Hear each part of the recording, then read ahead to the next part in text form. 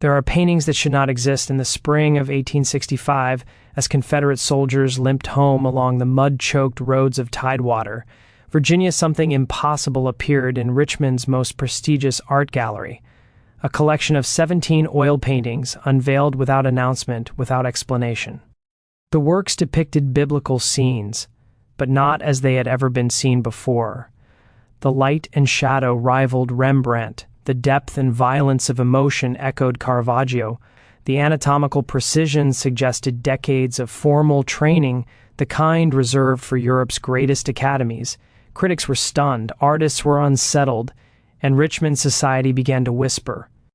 Because the artist was listed as anonymous, in parlors and church aisles, in hushed conversations behind closed doors, rumors spread. Rumors so disturbing that gallery owners refused to address them publicly.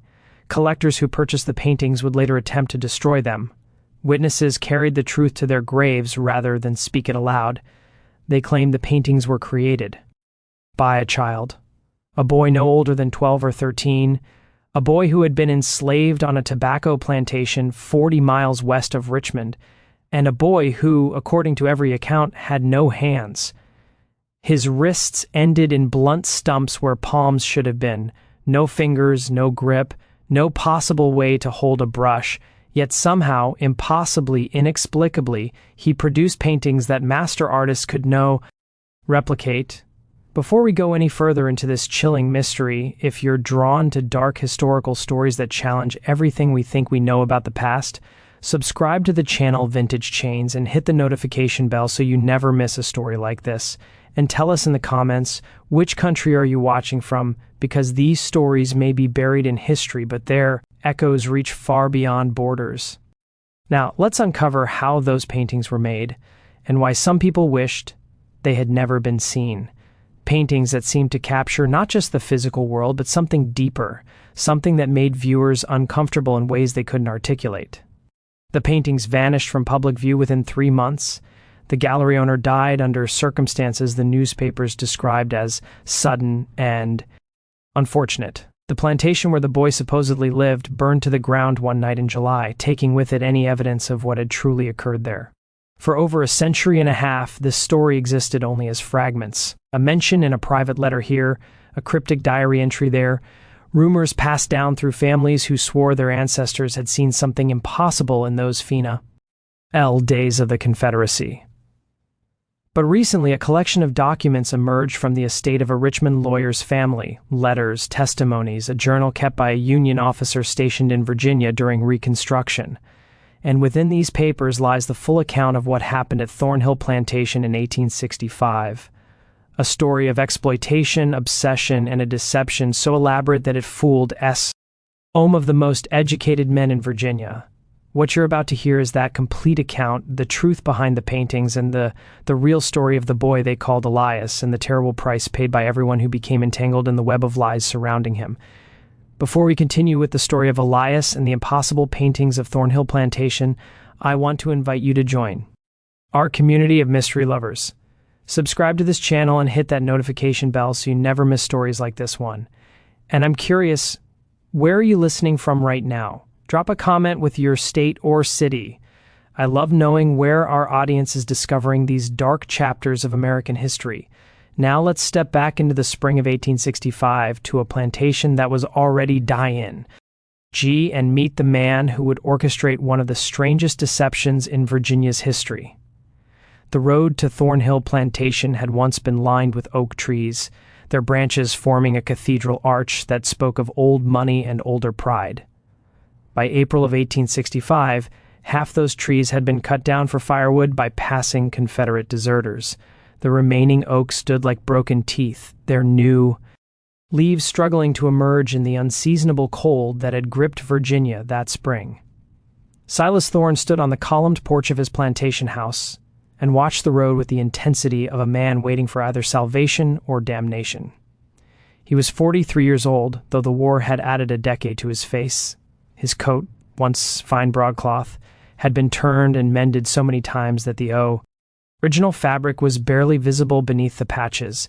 His boots were held together with wire. The plantation itself told the story of Confederate decline in miniature. The tobacco fields lay out, choked with weeds. The slave quarters, Silas still thought of them that way, though Lincoln's proclamation had technically freed their inhabitants 2 years earlier, were half empty. Most of the enslaved P.O. Plel had fled north with Union troops. Those who remained did so because they had nowhere else to go, or because they were too old, too young, or too sick to make the journey. Silas had been born on this land. His father had built the house in 1820 when Virginia tobacco still commanded premium prices in European markets. The Thorns had never been as wealthy as the great planter families, the Randall, PHS, the Carters, the Lees, but they had been comfortable, respectable. Silas had been educated at the College of William and Mary. He had made the grand tour of Europe in 1842, spending 6 months studying art and architecture in Italy, France, and the Netherlands. That tour had changed him. He had stood before Rembrandt's Night Watch in Amsterdam and wept at its beauty. He had spent hours in the Uffizi Gallery in Florence, sketching copies of Renaissance masterworks. He had returned to Virginia with dreams of becoming a patron of the arts, of transforming Thornhill into a cultural center that would rival anything in Charleston or New Orleans. But tobacco prices had fallen. The panic of 1857 had devastated Virginia's economy. And then the war had come, consuming everything. Silas had not fought. A childhood bout of rheumatic fever had left him with a weak heart, and the Confederate conscription officers had deemed him unfit for service. So he had remained at Thornhill, watching his world collapse around him while other men died for it. His wife Margaret had succumbed to typhoid in 1863.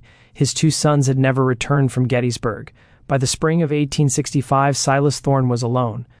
In a house built for a family, master of a plantation that produced nothing, clinging to the wreckage of a social order that had already drowned. He needed a miracle, or at least the appearance of one.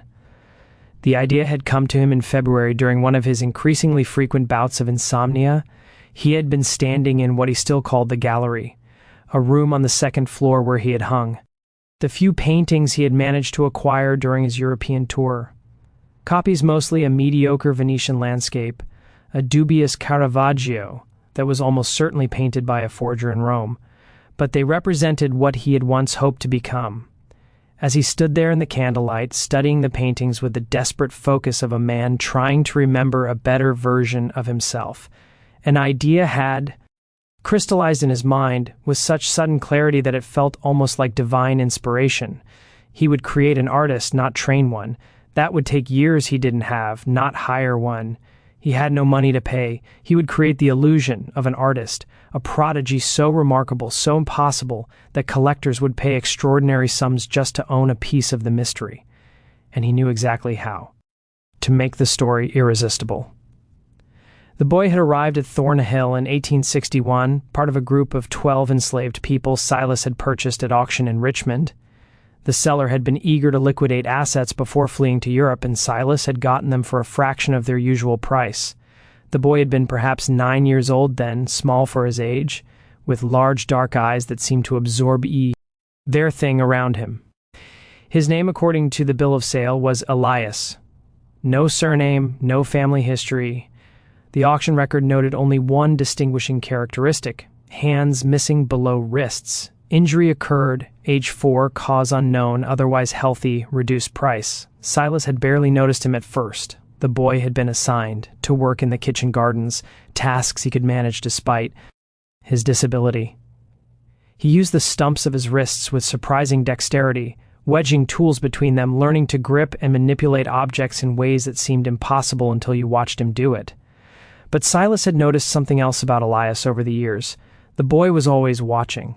When Silas sat on the porch reading, Elias would find reasons to work nearby, his eyes flickering aren't the pages. When Silas had his remaining paintings brought down for cleaning, Elias would stand motionless in the hallway, staring at them with an intensity that seemed almost hungry. One afternoon in 1863, Silas had found drawings scratched into the dirt floor of the kitchen garden shed. They were crude, executed with a stick held between the stumps of Elias's wrists, but they showed an understanding of perspective and proportion that was remarkable for anyone, let alone an untrained child working with such limitations. Silas had said nothing, but he had remembered. Now, standing on his porch in the cold April dawn of 1865, watching the road for the visitor he had summoned. Silas thought about those drawings. He thought about the paintings moldering in his gallery, and he thought about the one person on the plantation who might be able to help him execute his plan. Her name was Lena. She was 26 years old, and she had been born on Thornhill Plantation. Her mother had been a house servant. Her father had been Silas's father, though this was never acknowledged aloud. Lena had grown up in the twilight world of mixed-race children on southern plantations, neither fully enslaved nor fully free, granted small privileges that could be revoked at any moment, always aware that her existence was a reminder of something shameful.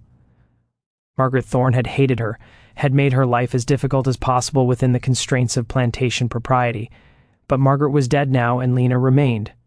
Lena could read and write, skills taught to her secretly by Silas's mother before the old woman's death. More importantly, Lena could paint. Silas had discovered this by accident 5 years earlier when he had found her in the gallery late one night, a candle burning beside her, carefully copying one of his paintings onto a piece of salvaged canvas, using paints she had mixed herself from crushed berries and clay. He should have punished her. Instead, he had been fascinated. Her copy was rude, but showed genuine understanding of technique. Over the following months, he had begun leaving painting supplies where she could find them, watching from a distance as she taught herself through trial and error, never speaking of it directly but allowing it to continue. Now he was going to use that skill. Use her, use Elias, use everything and everyone at his disposal to create something that would save him from complete ruin. A horse appeared on the road. The rider was a Union officer, his blue uniform stark against the gray morning. This was the visitor Silas had been expecting. Captain James Whitfield, stationed in Richmond as part of the occupying force responsible for documenting Confederate property for potential seizure. Silas had written to him 3 weeks earlier with a propose. He had something of value to show the captain, something that might interest the Union authorities, something that could benefit them both. As the captain dismounted and climbed the porch steps, Silas forced his face into an expression of defeated courtesy. He had rehearsed this moment carefully. Everything depended on the performance. "Captain Whitfield," he said, extending his hand. "Thank you for coming. I have something extraordinary to show you, something that I believe will change both of our fortunes." The captain's expression was skeptical, but he followed Silas into the house, into the trap that was about to be sprung, into the beginning of a deception that would consume them all. The gallery on the second floor smelled of mildew and old canvas. Dust motes swirled in the wee sunlight filtering through windows that hadn't been properly cleaned in 2 years. Captain Whitfield stood in the center of the room, his hands clasped behind his back, studying the paintings on the walls with the polite disinterest of a man who had been promised something extraordinary and was preparing to be disappointed. "These your collection?" he asked. His voice carried the flat vowels of Ohio. "These?" Silas waved dismissively at the paintings. "No, Captain, these are merely the remnants of better days. What I want to show you is something else entirely, something that has only recently come to my attention." He had prepared the room carefully over the past 3 weeks. The paintings he was about to reveal had been created in the plantation's old smokehouse, which Silas had converted into a makeshift studio. Lena had worked there every night by candlelight, following Silas's detailed instructions. He had selected the subjects carefully, biblical scenes that would appeal to the religious sensibilities of the era, but rendered with a darkness and psychological intensity that would make them memorable. There were 5 paintings in total, each approximately 3 feet x 4 feet. Silas had aged them artificially using techniques he remembered from his time in Italy, where he had watched forgers at work. Tobacco smoke to yellow the varnish, careful application of dirt to the edges, strategic cracking of the paint surface. But the paintings themselves were genuine. Lena had created them, working from prints and descriptions Silas provided, channeling everything she had taught herself. Over 5 years of secret practice. They were not masterpieces, Silas knew that, but they were good, very good, good enough to fool most people, especially when combined with the story he was about to tell.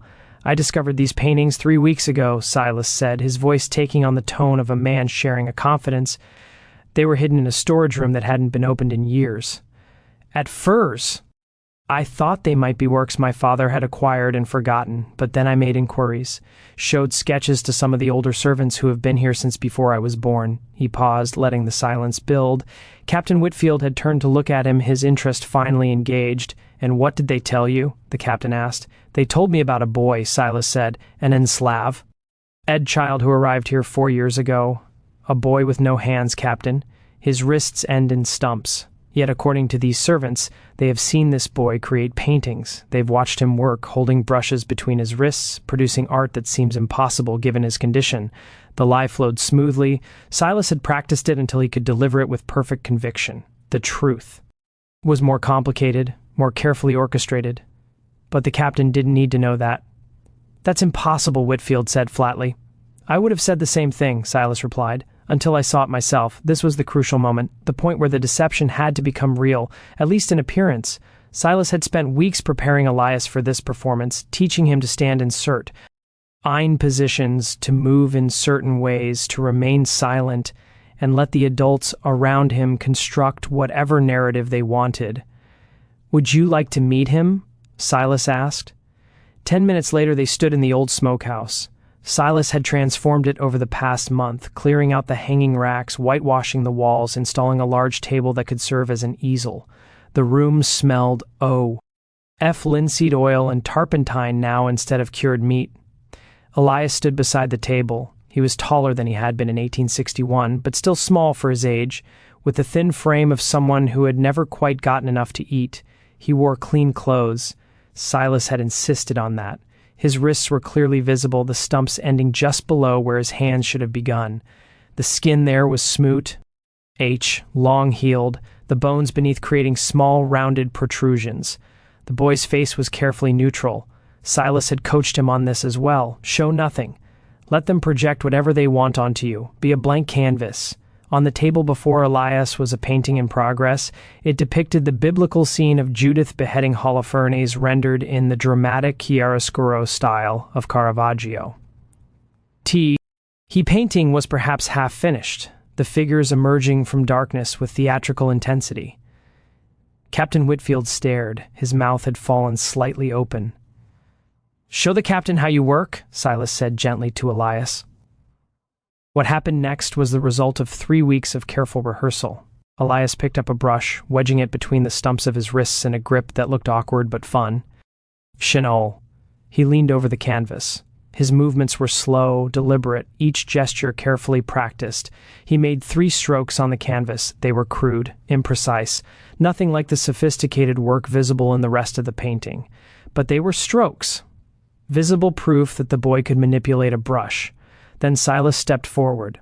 "That's enough for now," he said, gently taking the brush from Elias. "He tires quickly. The work is very demanding." The captain was still staring. "How is this possible?" he whispered. "I don't know," Silas said, and this at least was partially true. "I've watched him work for hours. It's as if the disability has forced him to develop abilities the rest of us don't possess. As if losing his hands has somehow sharpened his other senses, his spatial understanding, his ability to visualize and execute. It was nonsense, of course. Beautiful, compelling nonsense designed to appeal to Victorian sentiments about suffering and transcendence. The idea that disability might confer special gifts, that God might compensate for physical loss with spiritual or artistic elevation. But Captain Whitfield was nodding slowly, his mind already constructing a narrati that made sense of what he thought he was seeing. "The paintings I showed you upstairs," Silas continued, "those were his early works created over the past year. I only discovered them recently because I had forbidden him from painting. I thought it was a waste of time, a distraction from his duties. But he continued in secret, hiding the finished works in storage. Another lie, smooth as silk. The paintings had been created by Lena over the past 3 weeks, but Silas delivered the falsehood with such conviction that even he almost believed it. "I've come to realize," Silas said, his voice taking on a tone of reluctant revelation, "that this boy may be one of the most remarkable artistic talents in America, perhaps in the world, and I believe his work deserves to be seen, to be recognized, to be reserved." He let the implications hang in the air. Captain Whitfield was an educated man. He would understand what Silas was really proposing. "You want to sell them?" The captain said. "I want to share them," Silas corrected. For appropriate compensation, of course. The war has left me in difficult circumstances, Captain. I'm sure you understand. But more than that, I believe these paintings sent something important. A story of human triumph over adversity. The kind of story that people need right now as the nation begins to heal. It was masterful manipulation, wrapping greed in the language of noble purpose. And Silas could see it working, could see the captain's expression shifting from skepticism to fascination to calculation. I would need to verify this, Whitfield said slowly. Bree. NGN experts have them examine the paintings and observe the boy working. Of course, Silas agreed. I welcome scrutiny. The truth speaks for itself. But even as he said it, Silas was already planning how to manage that scrutiny, how to control what the experts saw, how to ensure that the deception remained intact. Because the truth was far more complicated than what Captain Whitfield thought he had witnessed. The truth involved not just Elias and his carefully rehearsed performance, but Lena working in secret. It involved a system of signals and timing that Silas had orchestrated with obsessive precision. It involved the exploitation of not one but two people, both of whom had no choice but to participate in Silas's scheme. And it involved a level of cruelty that Silas had not fully acknowledged to himself, because to make the deception work, he needed Elias to be present, needed him to be seen, needed him to perform his small, carefully practiced gestures, while the real work happened elsewhere, out of sight.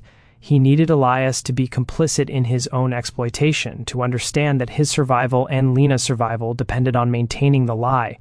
As Captain Whitfield left that afternoon, promising to return within the week with art experts from Richmond, Silas stood in the smokehouse and looked at Elias. The boy's face was still neutral, but his eyes held something that made Silas uncomfortable. Not accusation exactly, not even resentment, just a kind of watchful awareness that suggested Elias understood far more than Silas wanted him to. You did well, Silas said quietly. Keep doing exactly as I've taught you, and everything will be fine. You and Lena will be taken care of, I promise. Elias said nothing. He simply nodded once and left the smokehouse, his footsteps silent on the dirt floor. Silas remained alone in the room, surrounded by paintings that Lena had created, that he was claiming as Elias's work, that he planned to sell to the highest bidder. He told himself he was doing what was necessary, that survival required compromise, that the ends justified the means. But standing there in the smell of paint and turpentine, he felt the first cold touch of something that might have been guilt or might have been fear, the sense that he had set something in motion that he might not be able to control, that the lie he had constructed was more fragile than he wanted to believe. He pushed the feeling aside. There was too much at stake to doubt now, too much to lose. He would make this work. He had to. Outside, the sun was setting over the ruined tobacco fields, painting the sky the color of old blood, and in the slave quarters, Lena sat on the edge of her narrow bed, staring at her paint-stained hands, wondering how long she could sustain the impossible pace Silas was demanding, wondering what would happen when the deception inevitably collapsed, wondering if anyone would believe her if she tried to tell the truth. The experts arrived on a Thursday morning, 6 days after Captain Whitfield's initial visit. There were 3 of them. Dr. Edmund Hartley, a professor of art history from the College of William and Mary, Mr. Charles Brennan, a portrait painter of some reputation in Richmond society, and Mrs. Abigail Sutton, a wealthy widow who fancied herself a patron of the arts and had financed the expedition out of curiosity. Silas had spent those 6 days in a state of controlled panic, refining every detail of the deception. He had coached Elias through dozens of additional rehearsals, teaching him to hold brushes at different angles, to lean over canvases with convincing concentration, to execute simple strokes that looked deliberate rather than random. He had worked with Lena to create 3 additional paintings, pushing her to work faster than was safe or sustainable, ignoring her exhaustion and the trembling in her hands. The new paintings depicted more biblical scenes: David and Goliath, Daniel in the lion's den, and the sacrifice of Isaac. Silas had chosen subjects that emphasized drama and emotional intensity, scenes that would showcase technical skill while also telling stories that Victorian audiences found morally edifying. Lena had worked through the nights, sleeping only a few hours before dawn. Her eyes had developed dark circles, her hands cramped so badly that she sometimes had to stop and massage them for minutes before she could continue, but she said nothing. She knew, as Elias knew, that their survival depended on Silas's success. The plantation operated on a careful schedule. Now during the day, Elias would be brought to the smokehouse, where he would sit beside paintings in various stages of completion. He would hold brushes, make small, careful marks on the canvas, perform the pantomime of C.R. Eshin, while Silas watched and offered gentle encouragement. At night, after Silas had retired to the main house, Lena would slip into the smokehouse through a back entrance. She would work by candlelight, her movements quick and precise, adding the details and sophistication that transformed Elias's crude marks into something that resembled professional art. She would paint for 4 or 5 hours, then carefully clean her brushes, hide any evidence of her presence, and return to her quarters before dawn. It was exhausting. It was unsustainable, but it was working. Dr. Hartley was a thin man in his 60s with wire-rimmed spectacles and the permanently skeptical expression of someone who had spent his career studying forgeries and false attributions. He examined the paintings in the gallery, meticulous attention, using a magnifying glass to study brush strokes, checking the backs of canvases for signs of artificial aging, even scraping tiny samples of paint to examine their composition. "The technique is remarkable," he said finally, his voice carrying a note of reluctant admiration. "The use of chiaroscuro shows clear influence from the Italian Baroque masters. The anatomical precisio. N suggests formal training." And yet, he trailed off, his expression troubled. And yet, Silas prompted, his heart hammering. "And yet there are inconsistencies," Hartley continued. "The brushwork varies significantly between paintings. Some areas show extraordinary confidence and skill, while others seem almost hesitant, as if different hands worked on different sections." Silas had prepared for "The boy's condition makes his work unpredictable," he said smoothly. "Some days he has better control than others. The pain in his wrists varies. His energy fluctuates. It's part of what makes his achievements so remarkable. He's working against constant physical limitations." It was a good answer, and Silas could see Hartley considering it. The professor wanted to believe. They all did. The saint? Ori was too compelling, too perfect for the moment. A formerly enslaved child, disabled, creating art that rivaled the masters. It was exactly the kind of narrative that would resonate in the aftermath of the Civil War. A story of redemption and transcendence that could help a fractured nation believe in the possibility of healing. "I'd like to observe him working," Hartley said extensively. "Oversee barrel days if possible." "Of course," Silas agreed, though his stomach clenched with anxiety. "He works in the old smokehouse. I've converted it into a studio for him. You're welcome to watch for as long as you like." The observation began that afternoon. Silas brought Elias to the smokehouse, where a canvas had been prepared with a rough charcoal sketch of the Annunciation. The angel Gabriel appearing O Mary. It was a subject Silas had chosen carefully, one that required technical skill but also offered opportunities for emotional subtlety. The 3 experts arranged themselves around the room, maintaining a respectful distance but watching intently. Elias stood before the canvas, a brush wedged between his wrists. He had been given detailed instructions that morning about what to do, what sequence of movements to perform. He began to paint. The strokes were slow, deliberate. He worked on the angel's wing, adding touches of white to suggest light catching on feathers. The movements looked awkward but purposeful. He would pause frequently, stepping back to study the canvas, then lean in again to add another careful mark. It was convincing. Silas had made sure of that. The key was that Elias wasn't actually creating the painting. He was embellishing work that Lena had already substantially completed the night before. The underlying composition, the sophisticated modeling of form, the subtle color harmonies, all of that was already there. Elias was simply adding surface details, touches that required minimal skill but created the impression of active creation. Dr. Hartley watched for 3 hours. Mr. Brennan made sketches of Elias's technique. Mrs. Sutton sat in a corner, her handkerchief pressed to her mouth, tears streaming down her face at the beauty and pose of what she believed she was witnessing. "It's extraordinary," Brennan whispered to Hartley. "I've never seen anything like it. The way he compensates for his disability, it's as if he's developed an entirely new app. Roach to painting. The question, Hartley said quietly, is whether what we're seeing is genuine artistic creation or merely the final touches on work completed by someone else. Silas's blood went cold, but before he could respond, Mrs. Sutton spoke up, her voice sharp with indignation. "How can you doubt what's right before your eyes?" she demanded. "Look at the boy. Look at his concentration, his dedication. Are you suggesting this is some kind of trick?" "I'm suggesting we need to be thorough," Hartley replied calmly. "Extraordinary claims require extraordinary evidence." "Then let's provide that evidence," Silas said, forcing confidence into his voice. "Let the boy start a painting from scratch, a blank canvas. You choose the subject, watch him from the very beginning. It was a calculated risk, Silas had no choice. Hartley's skepticism was dangerous. If the professor left unconvinced, he could poison the entire enterprise. Better to double down on the deception, to create a situation where the experts felt they had controlled every variable. Hartley's eyes narrowed. "Very well," he said. "Tomorrow morning, a blank canvas. I'll provide the subject at that time, and I want to observe continuo. Usly from first stroke to completion."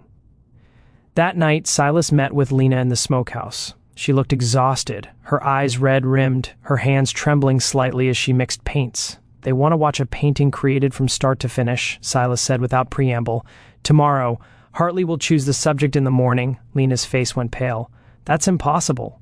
I can't work with him, Atching, and Elias can't create a painting on his own. You know that." "I know," Silas said, "which is why we need a different approach." He'd been thinking about this possibility for days, developing contingency plans. Now, he explained his idea to Lena, watching her expression shift from fear to disbelief to reluctant understanding. The plan was more elaborate than anything they had attempted before. It would require split-second timing, careful misdirection, and a level of coordination between Elias and Lena that they had never needed previously. But it might work. It had to work.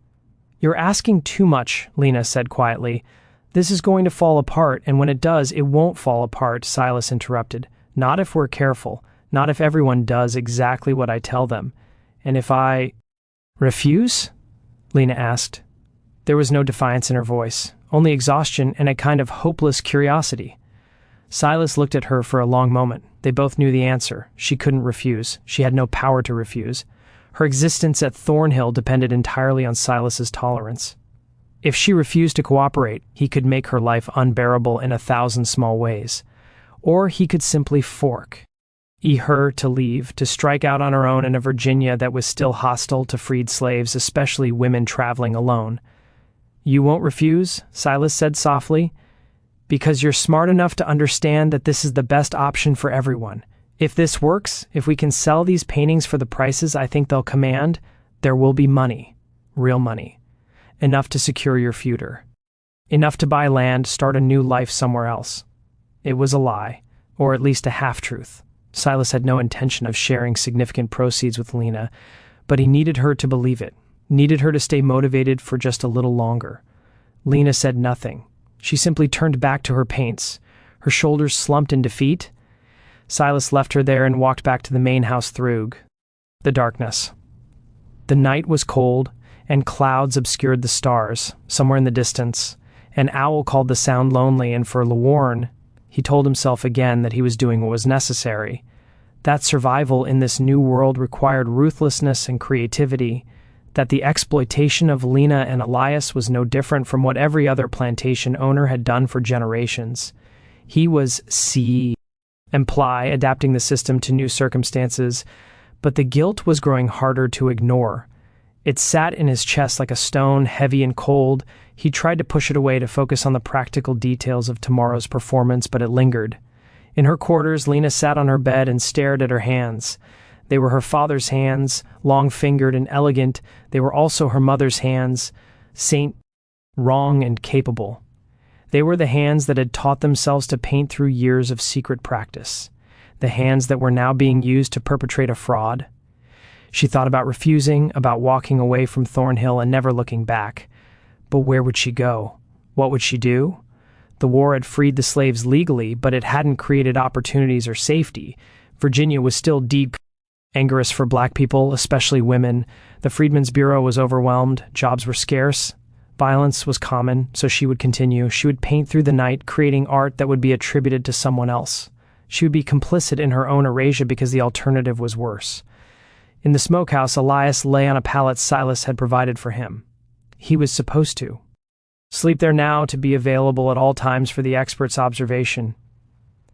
He stared at the ceiling, listening to the sounds of the night, thinking about the performance he would have to give tomorrow. He understood more than Silas realized. He had always been observant, always watching and learning. He knew that Lena was the real artist. He knew that his role was to be a prop, a convincing Lucio. He knew that Silas was using both of them. But he also knew something else. He knew that this deception, as cruel and exploitative as it was, had given him a kind of power. People were paying attention to him. Important people. People who might be able to help him if he could find a way to communicate the truth. He was 12 years old and he was already learning to think strategically, to plan, to wait for the right moment. That moment hadn't come yet, but it would. He was sure of it. As the night deepened and the temperature dropped, 3 people lay awake in different parts of Thornhill Plantation, each trapped in their own way by Silas Thorne's ambition, each waiting for tomorrow when the deception would either succeed spectacularly or collapse entirely. And in Richmond, 40 miles away, Rumo. RS were already spreading. Whispers about a miraculous boy artist, stories that grew more elaborate with each retelling, interest that was building toward a crescendo that would soon be impossible to control. The trap was closing, not just around Elias and Lena, but around Silas himself, because once a lie grows large enough, it develops its own momentum. It becomes something that no one person sees. Manage or contain, the paintings that didn't exist were about to become the most talked about art in Virginia, and everyone involved was about to discover that some deceptions are more dangerous than the truth they were meant to conceal. Dr. Hartley arrived at dawn accompanied by Mr. Brennan and 2 additional observers, a journalist from the Richmond Examiner and a representative from the Virgin IA Historical Society. The journalist, a young man named Thomas Crawford, carried a notebook and had the eager, hungry expression of someone who sensed a significant story. Silas greeted them on the porch with coffee, real coffee, a luxury he had been hoarding for important occasions. His hands were steady as he poured, but his mind was racing through the plan he had constructed with Lena the Nye.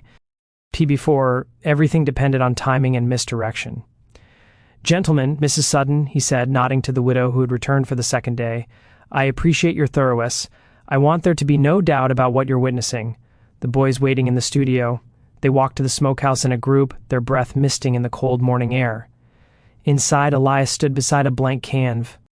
As that had been stretched and primed the previous day, the canvas was positioned on an easel near the window where morning light fell across it in a clear, even wash. "I'd like to choose a simple subject," Dr. Hartley said. "Something that will allow us to observe technique without the complications of complex composition. A single figure, perhaps, or, still life, whatever you prefer, Silas Agre. Ed." Hartley considered for a moment, then pointed to a small table in the corner where Silas had arranged several objects. A clay jug, an apple, a piece of bread, a knife. That arrangement, a traditional still life. It will allow us to assess his understanding of light, shadow, and spatial relationships. Elias looked at the arrangement, then at the blank canvas. Silas could see the boy's throat. As he swallowed nervously. They had rehearsed various scenarios, but a still life presented particular challenges. The objects were real, present in the room. There would be no opportunity for Lena to pre-paint anything. Elias would have to create something convincing entirely on his own. Or would he? "Before we begin," Silas said, "I should explain the boy's process. He doesn't work continuously. His wrists cause him significant pain, and he needs frequent breaks. Also, he works better without too many people crowding around him. It makes him nervous, affects his concentration. We'll maintain a respectful distance," Hartley said, "but I must insist on continuous observation. No breaks where the boy is left alone with the canvas." Silas had expected this, of course, though I would ask that you allow him some privacy during his rest periods. He's still a child, and this level of scrutiny is difficult for him. It was a delicate negotiation. and Silas could see Hartley weighing his desire for scientific rigor against his sympathy for a disabled child. Finally, the professor nodded. "We'll observe in shifts, at least 2 people in the room at all times, but we'll rotate to avoid overwhelming him." It wasn't perfect, but it gave Silas the opening he needed. Elias began to work. He picked up a piece of charcoal and began sketching the outlines of the still life on the canvas. His movements were slow, careful. The stumps of his wrists gripped the charcoal with visible effort. The sketch that emerged was crude but recognizable. The proportions were roughly correct. The spatial relationships were plausible. It was the work of someone with basic observational skills, but no formal training, exactly what one would expect from a self-taught child. The observers watched in fascination. Mrs. Sutton was crying again. Crawford was scribbling notes. Brennan was studying Elias's technique with professional interest. After an hour, Elias set down the charcoal and stepped back from the canvas. He was breathing heavily, and Silas could see genuine exhaustion in his face. The boy had been working with intense concentration, and it had taken a toll. "He needs a break," Silas said. "Just 15 minutes, some water and rest." Hartley hesitated, then nodded. "Very well, but the canvas remains here, and 2 of us will stay in the room." "Of course," Silas agreed. He led Elias outside, leaving Hartley and Brennan to watch over the canvas. This was the critical moment. Silas walked Elias to a small shed behind the smokehouse, ostensibly to give him privacy and rest, but actually to execute the next phase of the plan. Lena was waiting inside the shed. She had been there since before dawn, hidden, prepared. As soon as Silas and Elias entered, she moved quickly. "Show me your sketch," she whispered. Read to Elias. The boy had memorized every line he had drawn. He described the composition to Lena in quick, quiet detail, where he had placed each object, the proportions he had used, the spatial relationships. Lena listened intently, her mind already translating his crude sketch into something more sophisticated. She had brought a small canvas with her, the same size as the one in the smokehouse. Working with incredible speed, she began to recreate Elias's composition, but with professional skill. Her brushwork was confident, precise. She understood light and shadow, how to model form, how to create the illusion of 3-dimensional objects on a flat surface. She worked for 12 minutes. It wasn't enough time to complete the painting, but it was enough to establish the foundation, the underlying structure that would make everything else possible. When she was done, she had created a still life that was recognizably the same composition Elias had sketched, but executed with a level of skill that seemed impossible for a child. Silas examined her work, his heart pounding. "It's perfect," he whispered. "Now we just need to make the switch." This was the most dangerous part of the plan. They needed to replace the canvas in the smokehouse with the one Lena had just painted without the observers noticing. It seemed impossible. Hartley and Brennan were watching the original canvas continuously, but Silas had planned for this. He had spent days studying the smokehouse, understanding its layout, identifying its vulnerabilities. The building had 2 entrances, the main door at the front, and a smaller door at the back that had once been used to bring in meat for smoking.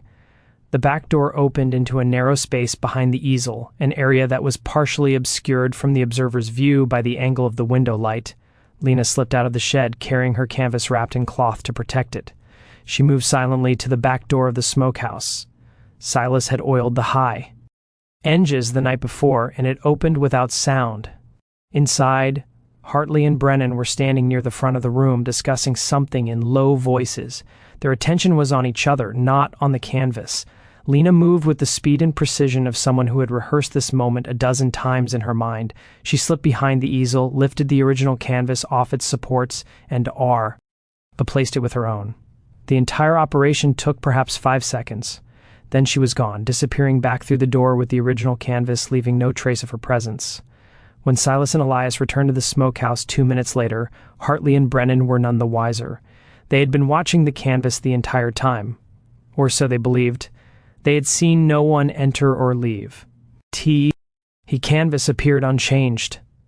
Elias returned to work, but now, instead of struggling with a crude sketch, he was adding details to a painting that already had professional-level foundation work.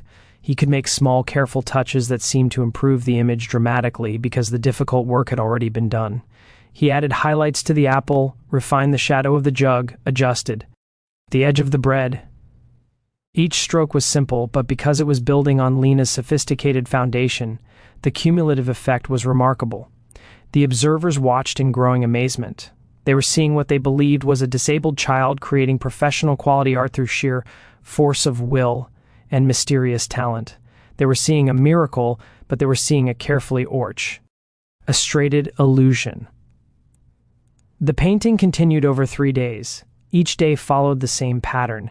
Elias would work for an hour or two making visible progress. Then he would take a break, during which Lena would advance the painting significantly in the shed. Then the canvases would be switched, and Elias would return to add finishing touches that made it appear he had done all the work. It was exhausting. For everyone involved, Lena was painting for hours each night and during every break, working at a pace that left her hands cramped and her eyes burning. Elias was performing constantly, maintaining his character, never breaking the illusion. And Silas was orchestrating everything, managing the observers, controlling the narrative, living in constant fear that someone would notice an inconsistent sigh, but it was working. By the 3rd day, the still life was complete. It was a remarkable piece of work, not a masterpiece, but a competent, professional, quality painting that demonstrated clear understanding of technique and composition. And everyone who had observed its creation believed they had watched a 12-year-old boy with no hands create it from scratch. Dr. Hartley stood before the finished painting, his expression troubled. "I don't understand how this is possible," he said quietly. "Everything I know about art and technique tells me this shouldn't exist. And yet I've watched it being created. I've seen every stroke. Perhaps," Mrs. Sutton said softly, "we're witnessing something that transcends our understanding. Perhaps this boy has been touched by divine grace." It was exactly the narrative Silas had hoped would emerge. Not a rational explanation, but a mystical one. A story that would allow people to believe in the impossible because they wanted to believe. Crawford, the journalist, was already writing his article in his mind. Silas could see it in the young man's expression, the hunger for a story that would make his career. "This will be front-page news," Crawford said. "The boy who paints like a master, the enslaved child who transcends his circumstances through pure artistic genius. This is exactly the kind of story people need right now. I'd like to purchase several of his works," Mrs. Sutton announced, "for my collection. Name your price, Mr. Thorne." And just like that, the deception had succeeded. The paintings that Lena had created, that Elias had been credited with, were about to become valuable commodities. Silas's plan was working, but success brought new complications because now more people wanted to see the miraculous boy artist. More experts wanted to verify his abilities. More journalists wanted to write about him. The story was spreading beyond Silas's ability to control it. Within a week, Thornhill Plantation was receiving visitors daily. Art company, lectors from Richmond and beyond, curiosity seekers, religious leaders who saw Elias as evidence of God's mysterious ways, even a photographer who wanted to create a series of images documenting the boy at work. Silas had to perform the canvas switching trick dozens of times, had to coordinate with Lena through increasingly complex signals and timing, had to keep Elias performing his role with perfect consistency. The strain was beginning to show. Lena's hands were developing tremors from overwork. Elias was losing weight, his face becoming gaunt from stress and insufficient sleep, and Silas himself was drinking more, sleeping less, his nerves frayed by the constant fear of exposure. But the money was flowing in. Mrs. Sutton had purchased 3 paintings for a total of $800, more money than Silas had seen in 2 years. Other collectors were making offers. A gallery in Richmond wanted to mount an exhibition. There was talk of sending some of the paintings north to New York and Boston, where they might command even higher prices. Silas was becoming wealthy again. The plantation was being saved. Everything he had hoped for was coming true. So, why did he feel like he was standing on the edge of a precipice, waiting for the ground to give way beneath him? The answer came on a Tuesday afternoon in late May, when a man arrived at Thornhill unannounced. He was tall and thin, with the weathered face of someone who had spent years outdoors. He introduced himself as Reverend Marcus Hayes, and he said he had come from a small church in the western part of the state. "I've heard remarkable things about your boy," Hayes said to Silas. "Stories that strain belief. I wanted to see for myself." There was something in the Reverend's tone that made Silas uneasy. Not hostility exactly, but a kind of careful skepticism that suggested this was not a man who would be easily fooled. "You are welcome to observe him working." Silas said, maintaining his practiced hospitality. "Though I should warn you, we've had many visitors lately, and the boy is quite tired. I won't take much of his time," Hayes said. "I just want to ask him a few questions." This was new. Most visitors had been content to watch Elias work in silence, projecting their own narratives onto him, but Hayes wanted to talk to the boy directly. Silas felt his stomach clench with anxiety. Elias had been coached on what to say if questioned, but those instructions had been basic: stay quiet, speak only when necessary, let the adults do the talking. But Hayes was persistent. He sat down across from Elias in the smokehouse and looked at him with genuine interest. "What's your name, son?" he asked gently. "Elias," the boy replied quietly. "And how old are you?" 12, sir. "When did you start?" "RT painting?" Elias hesitated, glancing at Silas. They had prepared an answer for this question. "A few years ago, sir, I found some old paints and started trying to use them." "And who taught you?" "Nobody, sir. I just practiced." Hayes nodded slowly. "That's remarkable. Truly remarkable. Can you tell me what you think about when you paint? What you're trying to express?" This was more difficult. Elias, Dino prepared answer for questions about artistic intent or creative process. He looked at Silas again, his expression uncertain. "The boy doesn't always have words for his art," Silas interjected smoothly. "It's more intuitive for him, instinctive." But Hayes kept his eyes on Elias. "I'd like to hear from him if you don't mind." There was a long, uncomfortable silence. Elias's face was carefully neutral, but Silas could see the tension in his shoulders. The boy was trying to think of something to say, something that would sound convincing. "I'd try to make things look real," Elias said finally, "like they do in my head." It was a simple answer, almost childlike, but there was something about the way Elias said it, a kind of quiet sincerity that seemed to satisfy Hayes. "Thank you," the Reverend sighed. He stood and turned to Silas. "I'd like to see more of his work if possible." Silas showed him the paintings in the gallery. Hayes examined each one carefully, his expression unreadable. When he was finished, he turned to Silas with a slight smile. "These are extraordinary," he said, "truly extraordinary. But I have to tell you, Mr. Thorne, I'm troubled by something." Silas's heart began to pound. "What's that?" "I've been a minister for 20 years, Hayes said. "I've counsel-ettled hundreds of people, listened to thousands of confessions, and I've developed a sense for when someone is hiding something, when there's a truth that isn't being spoken." He let the words hang in the air. Silas forced himself to remain calm, to keep his expression neutral. "I don't know what that truth is," Hayes continued. "Maybe it's something innocent. Maybe it's something more complicated, but I want you to know that I'm going to be watching. And if there's deception here, if this boy is being exploited in some way, I will expose it." It wasn't quite an accusation, but it was close enough to make Silas's blood run cold. "There's no deception," Silas said firmly. "Everything you've heard is true. The boy has a able gift, and I'm simply helping him share it with the world." Hayes studied him for a long moment. Then he nodded. "I hope that's true, Mr. Thorne, for your sake and for his." After the Reverend left, Silas stood alone in the gallery, staring at the paintings that had brought him wealth and attention and were now threatening to bring him ruin. Because Hayes was right, there was deception, labor. 8. Ongoing deception that required constant maintenance and was becoming harder to sustain with each passing day.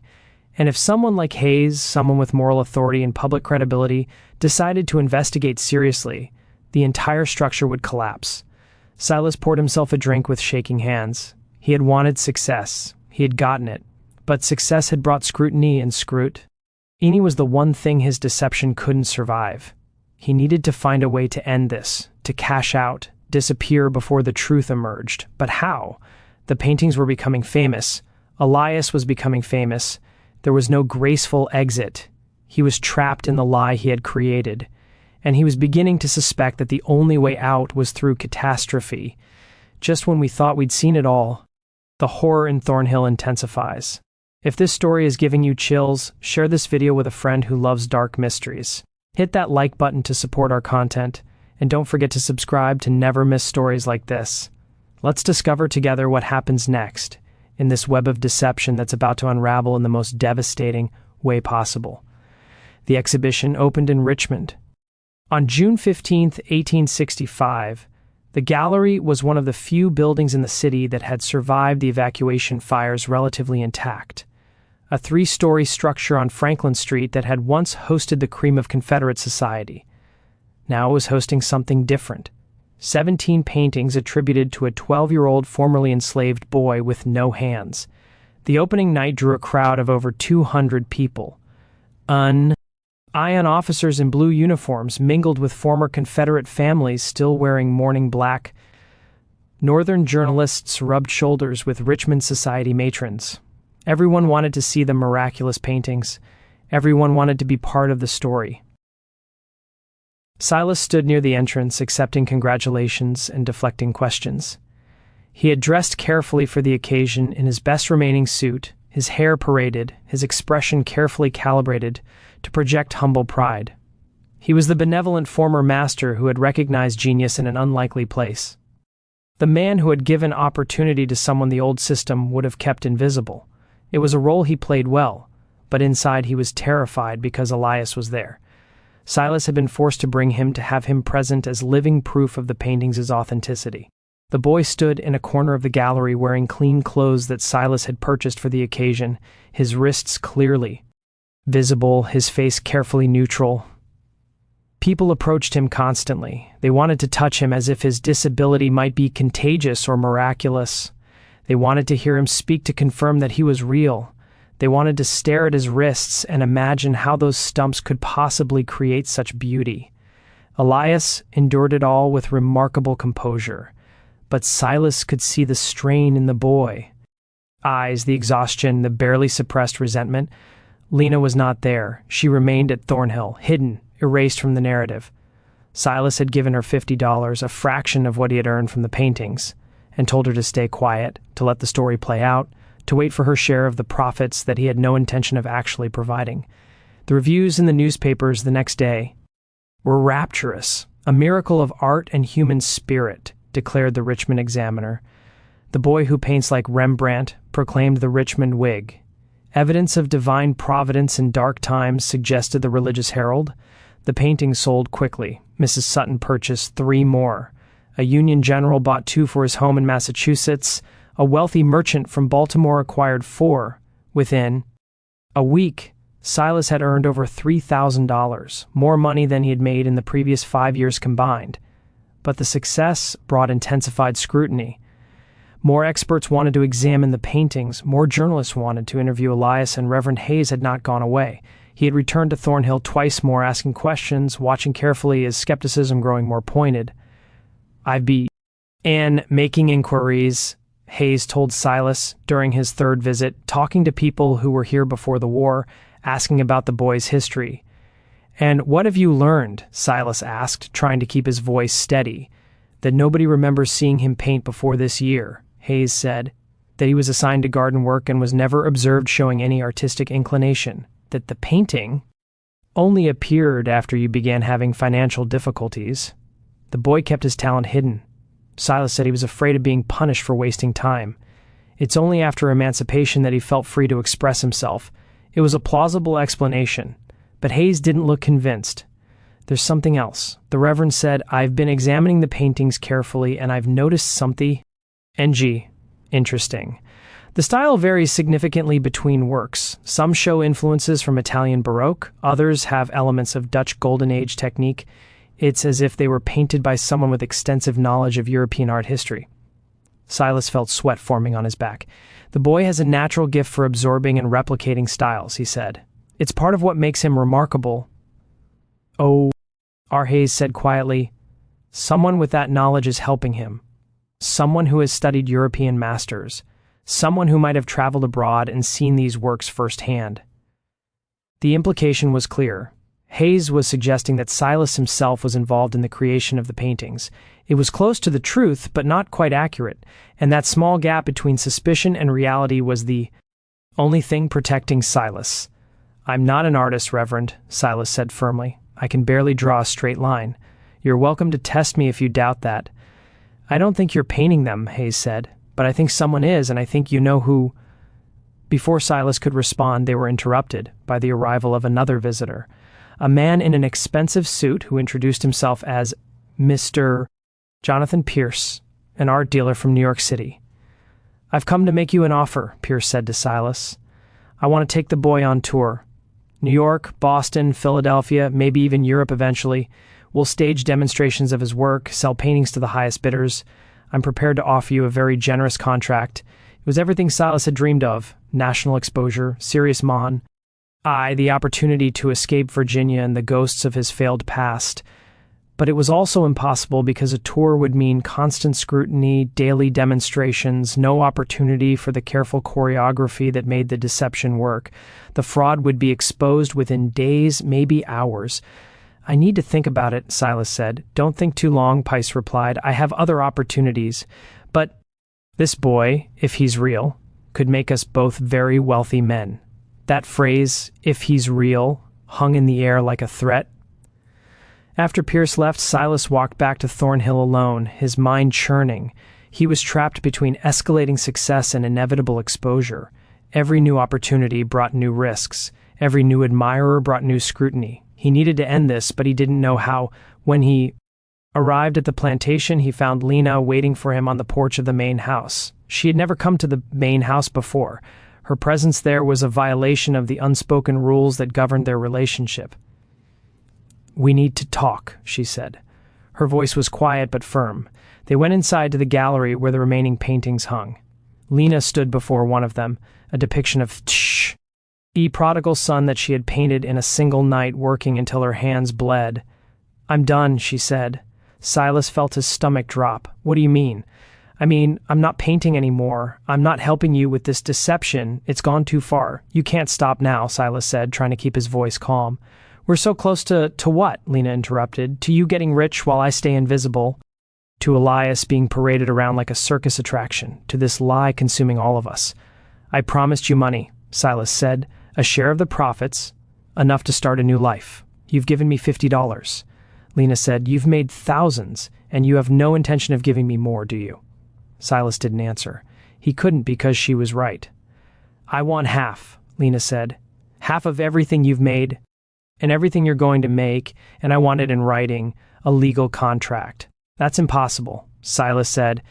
If I acknowledge your role, the entire deception collapses. The paintings become worthless. We all lose everything. Then we all lose everything, Lena said, because I'm not painting anymore unless you agree to my terms.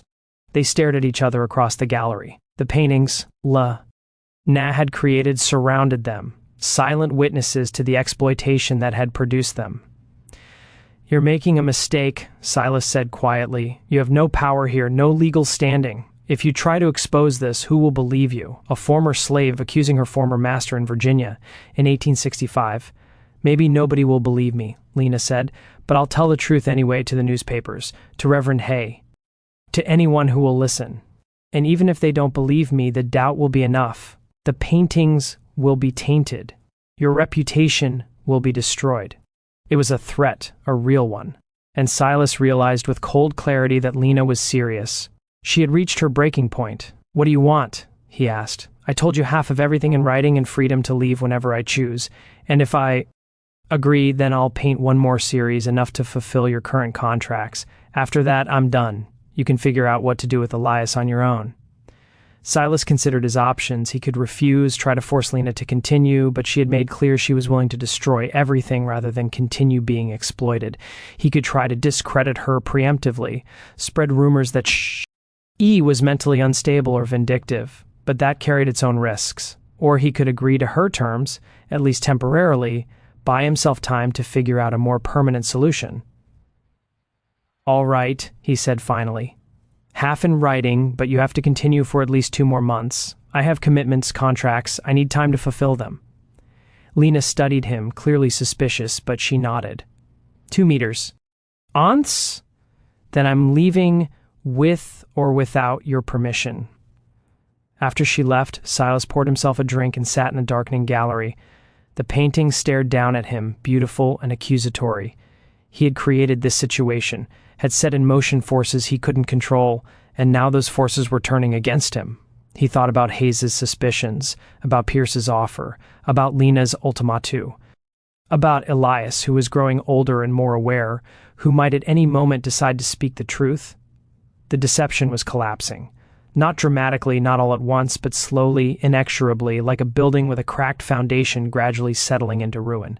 Silas needed a way out, a solution that would preserve his wealth and reputation while ending the charade before it destroyed him. And, as he sat there in the darkness surrounded by paintings that represented both his salvation and his damnation, an idea began to form, a terrible idea, an idea that would require him to cross a line he had never crossed before. But he was desperate, and desperate men do desperate things. The next morning, Silas rode into Richmond and met with a lawyer. He had the contract drawn up as promised, a deed document giving Lena half of all proceeds from the paintings. He signed it and had it witnessed, but he also did something else. He visited a doctor he knew, a man who had fallen on hard times and was willing to do things that more respectable physicians would refuse. "I need a medical certificate," Silas said, stating that a certain individual is mentally unstable, prone to delusions and false accusations, not to be trusted. The doctor studied him. "This is about the painting boy, isn't it? The rumors. It's about protecting the truth," Silas said. "There's someone who wants to destroy something beautiful out of jealousy and spite. I need documentation that will discredit her if she tries her." The doctor asked. Silas nodded. "A former slave. She's claiming she painted the works herself. It's obviously false, but she's persistent. I need insurance." The doctor considered for a moment, then named his price. Silas paid it. 2 days later, he had his certificate, a document declaring Lena to be of unsound mind, her statements unreliable, her accusations the product of delusion. It was a weapon, insurance against the day when Lena might try to expose the truth, but it was also something darker, a preemptive attack on the credibility of the one person who could destroy him. A way of ensuring that even if she spoke the truth, nobody would believe her. Silas told himself he was just being prudent, protecting his interests, doing what any reasonable businessman would do. But he knew in the part of himself he tried not to examine too closely, that he had crossed a line, that he was no longer Jew, deceiving people about the origin of some paintings. He was actively working to destroy someone's credibility, to render her voiceless, to ensure that her truth could never compete with his lie. He was becoming the villain of his own story, and he couldn't seem to stop. At Thornhill, Elias sat in the smokehouse and stared at a blank canvas. He had been told to practice to maintain his performance. CE skills, but he was tired of pretending, tired of being stared at, tired of being used. He thought about Lena, who had taught him small things over the past months, how to really look at objects to see their shapes and shadows, how to think about composition. She had been kind to him in her quiet way, had treated him like a person rather than a prop. He wondered what would happen to her. To both of them when this all fell apart, and he was increasingly certain it would fall apart, what would become of the people Silas had used to build his lie? Elias was 12 years old, but he had learned hard lessons about how the world worked, about power and exploitation, about how some people's stories were believed while others were dismissed, about how disability and race could make you invisible or hyper-visible depending on what served the powerful. He didn't have a plan. He was too young, too powerless, but he was watching, learning, waiting, and he was beginning to understand that sometimes the only way to escape a trap is to spring it yourself, even if you get hurt in the process. The summer heat was building.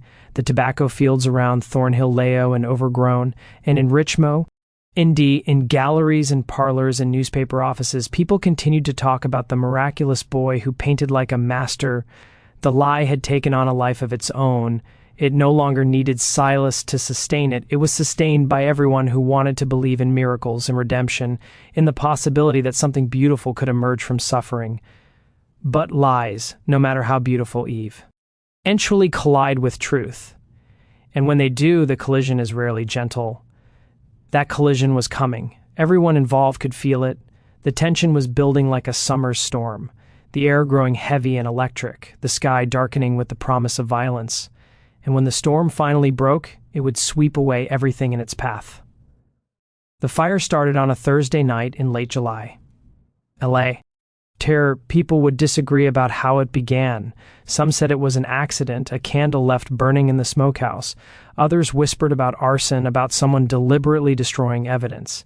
A few suggested divine judgment, God's punishment for deception and exploitation, but whatever the cause, the result was undeniable. By the time anyone noticed the flames, the smokehouse was fully engulfed. The fire spread quickly to the nearby storage buildings, then to the slave quarters, then to the main house itself.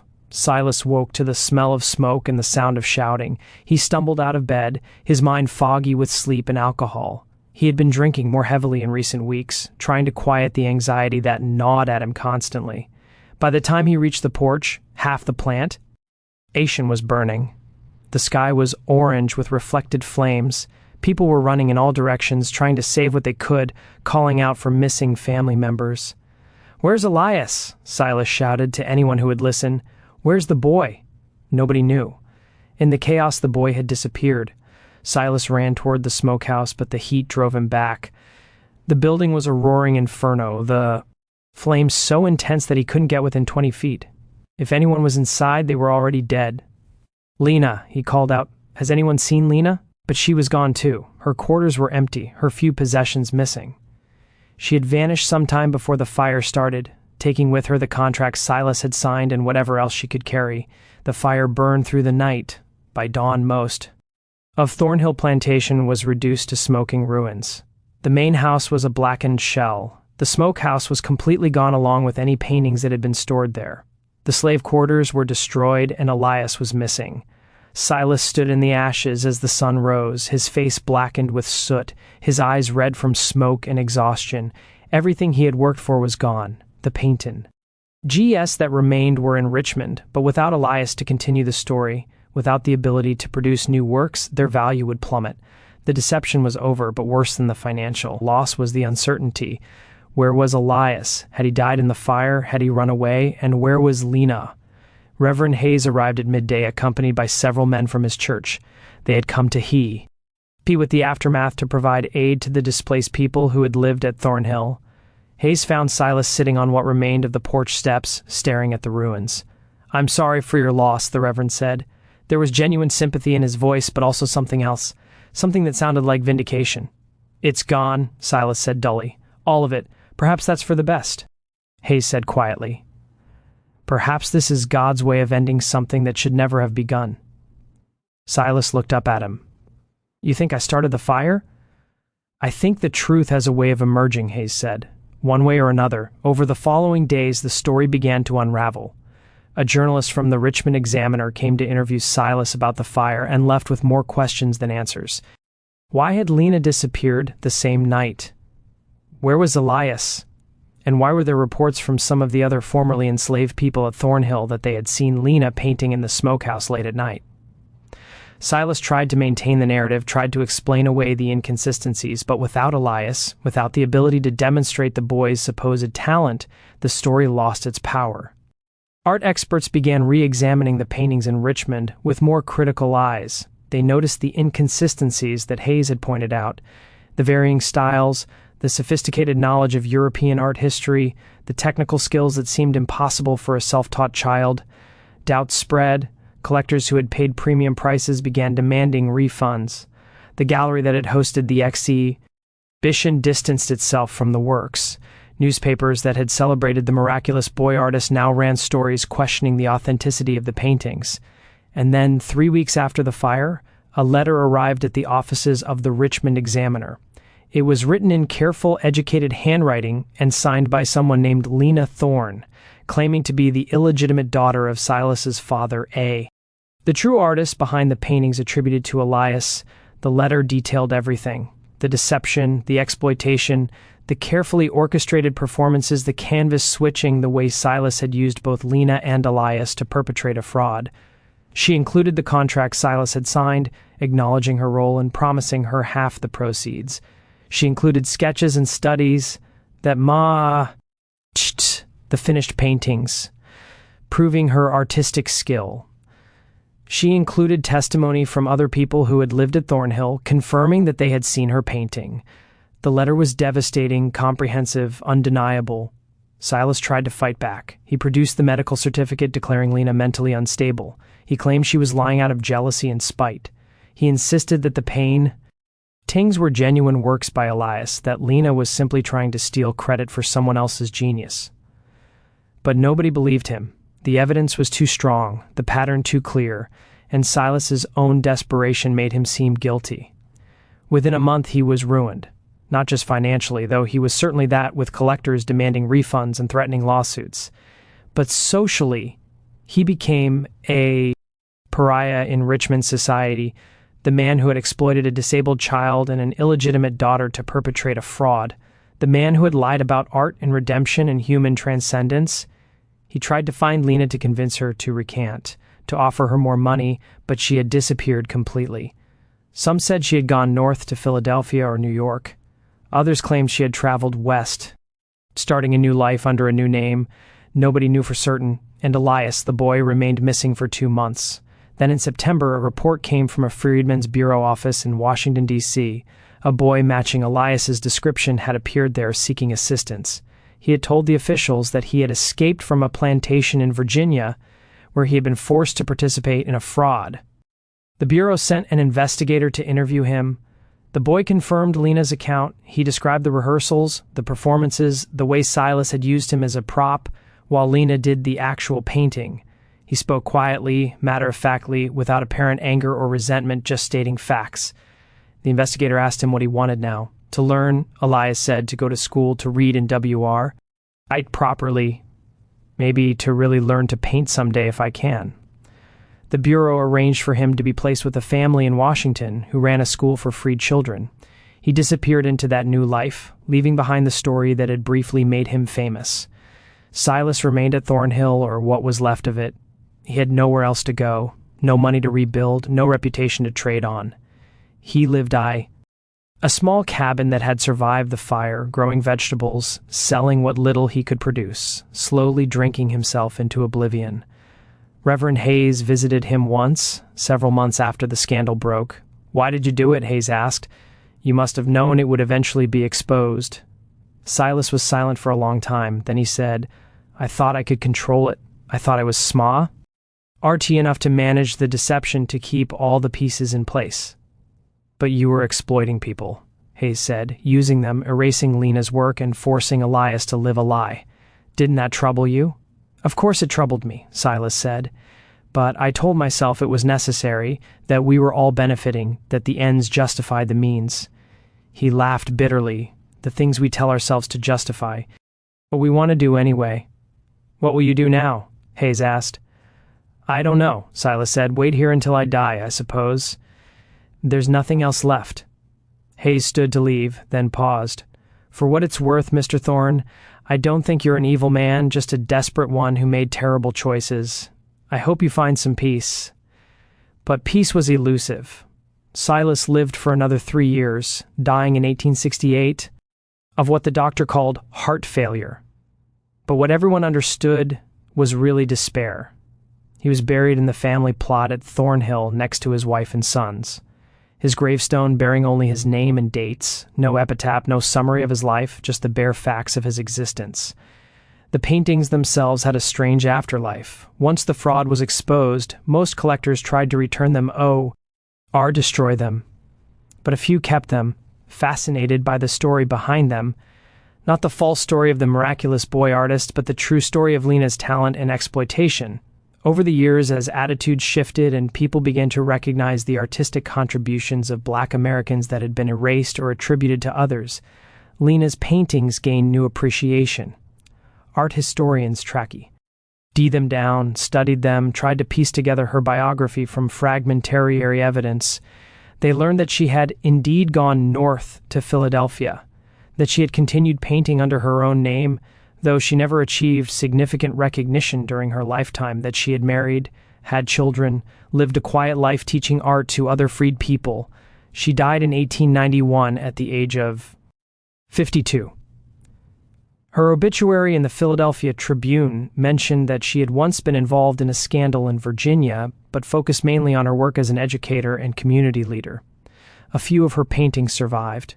They hang now in small museums and private collections, valued not for their connection to the Elias fraud, but for their own merit. They show real talent, real understanding of light and decomposition. They're not masterpieces, but they're good, honest, the work of someone who loved art and pursued it despite enormous obstacles. Elias's story is harder to trace. The records from the Freedmen's Bureau are incomplete, but there are hints. A man named Joshua Norton appears in Washington, D.C. Census records from 1870 listed as a teacher at a school for black children. The age matches. The location matches. If it's the same person, and historians believe it probably is, then he lived a long life. He married, had a family, worked in education for over 30 years. There's no record of him ever painting, but there are notes in school records about his particular skill in teaching, drawing, and observation. He died in 1911 at the age of 58. His death certificate lists his occupation as educator and notes that he was missing both hands, a disability he had lived with for over 50 years, adapting and thriving despite it. The story of the paintings that shouldn't exist became a footnote in art history, a cautionary tale about fraud and exploitation, a reminder that the stories we tell about art and genius are often more complicated than they appear. But it's also a story about revival. About two people, Lena and Elias, who were used as props in someone else's narrative, but who ultimately reclaimed their own stories, who escaped the trap that had been built around them and went on to live lives of quiet dignity and purpose. The paintings themselves remain. 17 works that were created through deception, but that nonetheless represent real artistic skill. They're strange objects. These paintings, beautiful but tainted, valuable but troubling. They force viewers to confront uncomfortable questions about authorship and exploitation, about whose stories get told and whose get erased. In 2015, a small exhibition was mounted at a museum in Richmond, bringing together as many of the surviving paintings as could be located. The exhibition was titled The Invisible Artist, Na Thorn and the Thornhill Plantation Fraud. It told the full story, not the false narrative of the miraculous boy, but the true narrative of a talented woman whose work was stolen and a disabled child who was used as a prop. The exhibition drew modest crowds.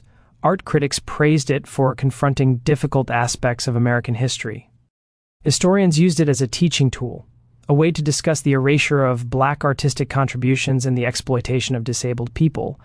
And in the museum's comment book, a visitor who didn't leave a name, wrote simply, "These paintings are beautiful, but the story behind them is a reminder that beauty can emerge from terrible circumstances, and that the truth, however painful, is always worth telling." That seems like the right place to end this story, not with easy answers or moral certainty, but with acknowledgement of complexity, with recognition that history is full of stories like this, stories of exploitation and survival, of lies and truth, of art created under conditions that should never have existed. The paintings that shouldn't exist do exist.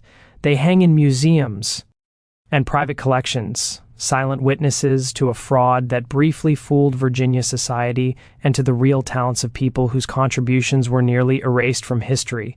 And somewhere in the records of the Freedmen's Bureau, in census documents and school archives, in the fragmentary evidence of lives lived in the aftermath of slavery, are the traces of Lena and Elias, two people who were used as tools in someone else's scheme, but who ultimately escaped and built their own lives. Their story, the true story, not the false one Silas Thorne tried to sell, is a reminder that even in the darkest circumstances, even when powerful people try to control and exploit, human beings find ways to survive, to resist, to reclaim their own narratives. The boy who supposedly painted like Rembrandt never existed, but the woman who actually created those paintings did exist. And so did the child who was forced to pretend, who endured exploitation and scrutiny, who eventually escaped and built a life of purpose and dignity. Their story deserves to be remembered. Not the lie, but the truth. Not the miracle, but the reality. Not the easy narrative of transcendence, but the harder narrative of survival and resistance. This mystery shows us that the stories we tell about the past are often more complicated than they first appear. That what seems like a miracle might be a carefully constructed fraud. That the people we celebrate might not be the ones who actually did the work. And that the truth, when it finally emerges, is often more interesting and more important than the lies that preceded it. What do you think of this story? Do you believe everything was revealed? Could there be more to discover about Lena's life and work, or about what happened to Elias after he left Washington? Leave your comment below with your thoughts. If you enjoyed this tale and want more historical mysteries like this, subscribe to the channel, hit the notification bell, and share this video with anyone who loves stories about hidden histories and forgotten artists. These are the stories that need to be told. the ones that challenge our assumptions and force us to confront uncomfortable truths about the past. See you in the next video where we'll uncover another dark chapter from American